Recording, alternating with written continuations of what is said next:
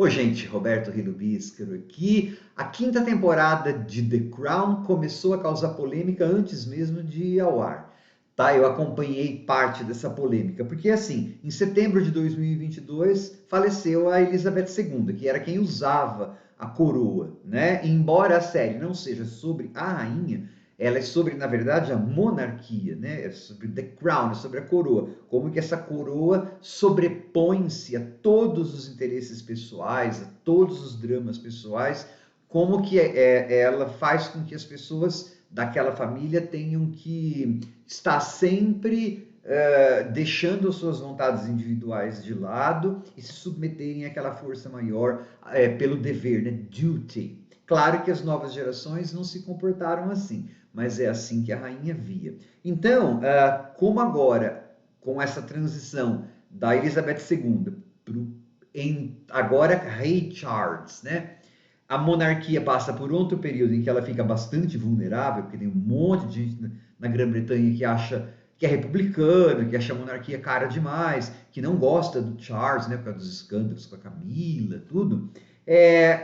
Um batalhão de pessoas royalists, né, os pró-família real, vieram a público de um jeito ou de outro defender a família real antes da série ir ao ar. Então o John Major, que foi um primeiro-ministro lá dos anos 90, antes do Tony Blair, ele já falou, imagina, o príncipe Charles jamais conspirou ou tentou conspirar para tirar a Elizabeth II do poder. Depois a Judi Dench, né, reverenciada atriz, que eu amo, inclusive, escreveu uma carta aberta para a Netflix, publicada no jornal The Times, dizendo que a Netflix deveria, pelo menos, colocar um disclaimer, né, um aviso de que a série era ficcional, era ficcionalização de fatos. Porque, na verdade, a gente não sabe o que aquelas pessoas disseram umas para as outras, né?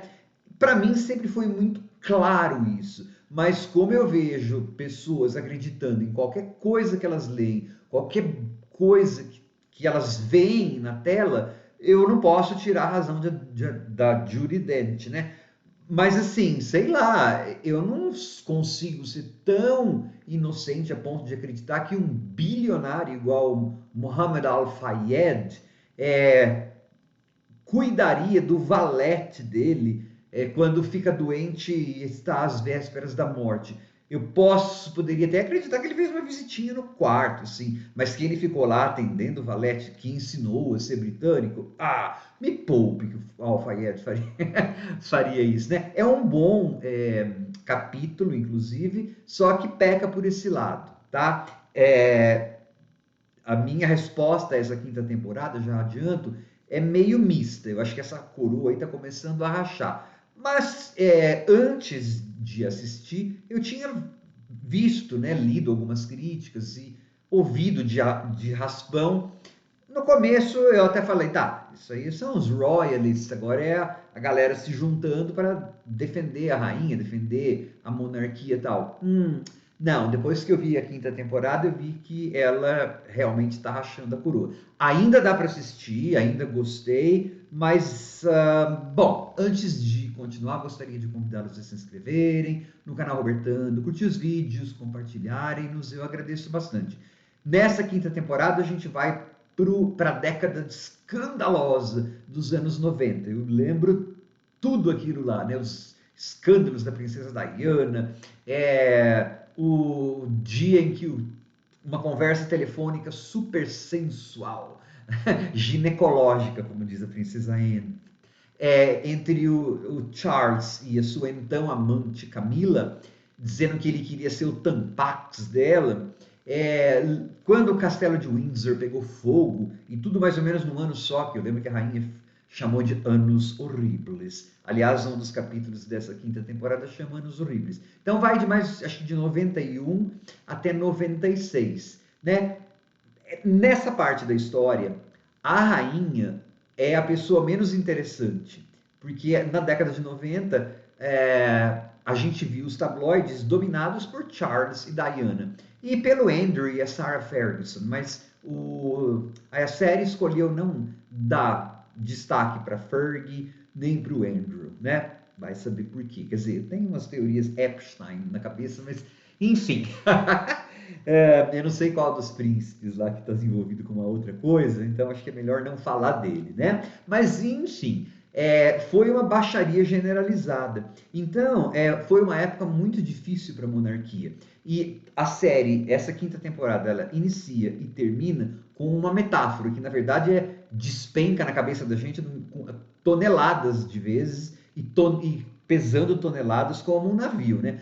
Britannia lá.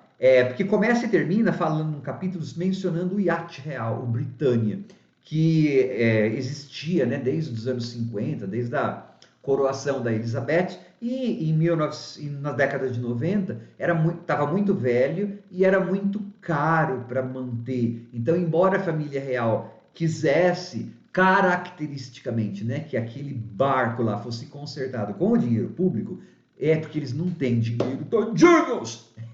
Né? Então, só que daí os primeiros ministros, tanto John Majors quanto depois, imagina, o Tony Blair, no começo do governo dele, era trabalhista, diz que ele caísse em desgraça, né? Que ele caiu em desgraça historicamente. Só que ele é Sir. Então, começa e termina com esse barco.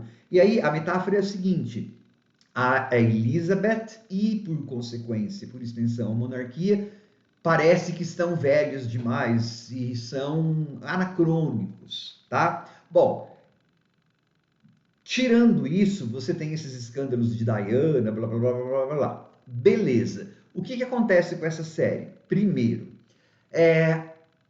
parece que o showrunner ele acabou assim o que ele tinha que falar a respeito desse tema do dever que as membros da família real supostamente deveriam ter para com a coroa. Pelo menos essa é a visão da Elizabeth II. Os filhos dela, nenhum, todos quiseram se divorciar, né? Você vai ver lá nessa temporada.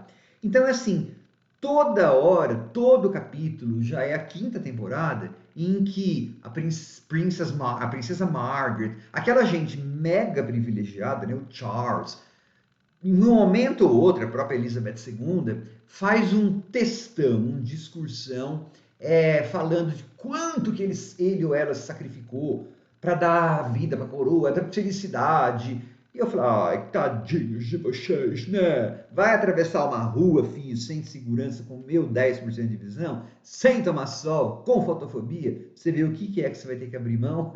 Então, assim, chegou um momento em que, assim, não há um esquadro novo. Por mais que as histórias pareçam novas, porque o Charles e a Diana, seus escândalos e tal, é sempre remoendo na mesma coisa. Coitada daquela gente. Isso vai acabando enchendo o saco, né? Então, esse é um dos motivos pelos quais eu acho que está começando a rachar essa coroa. Outro motivo tem uns 2, 3 episódios. A rainha vai para a Rússia visitar o Boris Yeltsin. Claro, né, que os russos são e o Boris Yeltsin é mostrado como um fanfarrão que fala palavrão em russo e a rainha não entende. Bárbaros, os britânicos não são.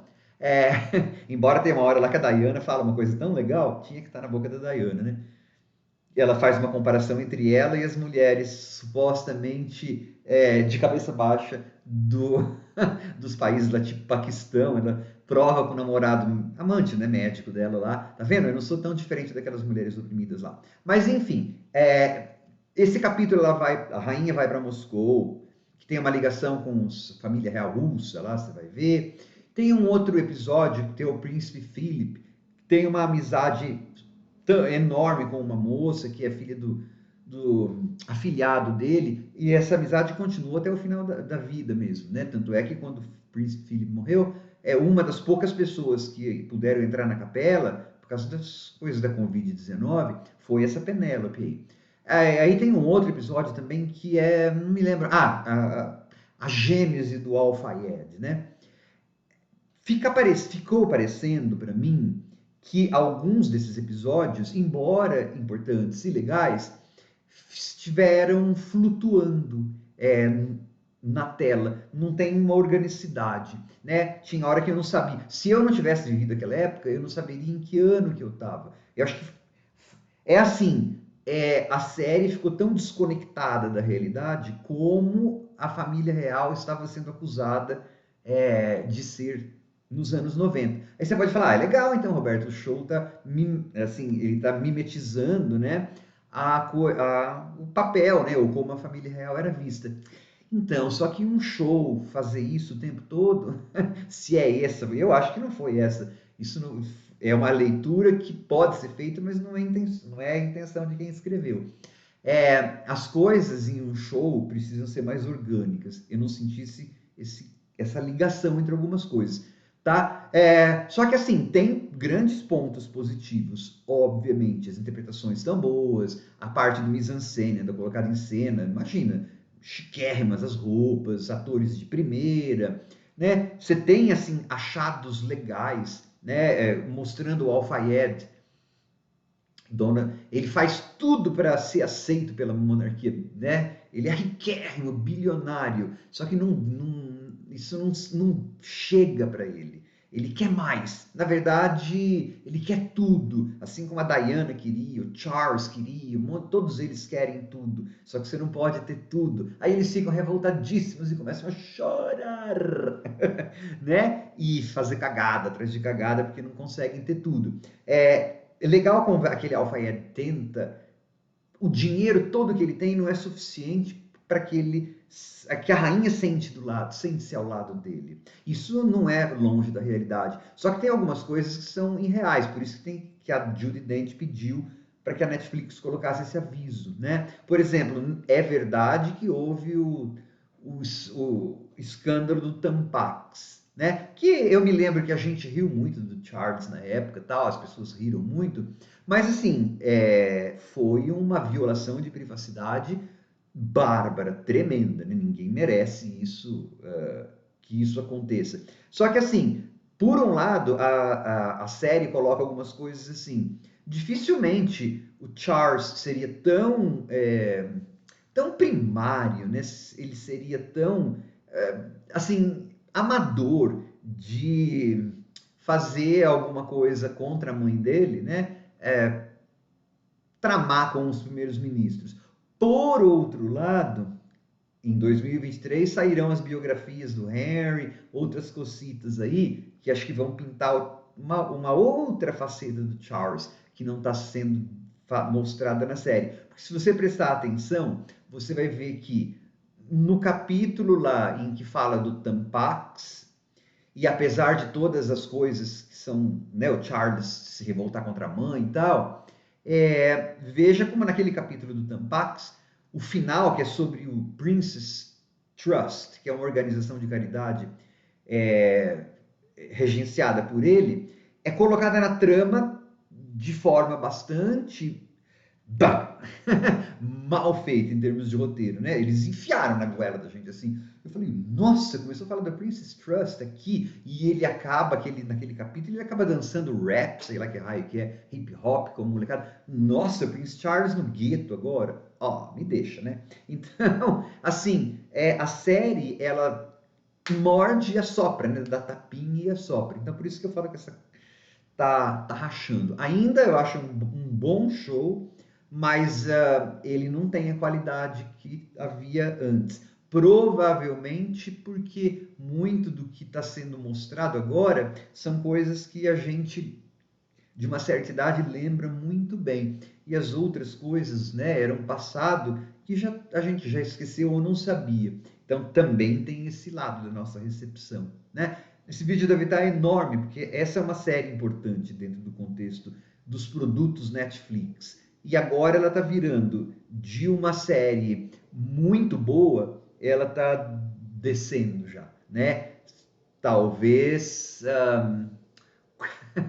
como a monarquia inglesa ou qualquer monarquia, ela precise se renovar ou talvez chegar ao fim, né? Ah, e outra coisa, hein? Nessa série que eu percebi, nessa temporada que eu percebi, desse negócio de morder, assoprar o Charles, não sei o quê.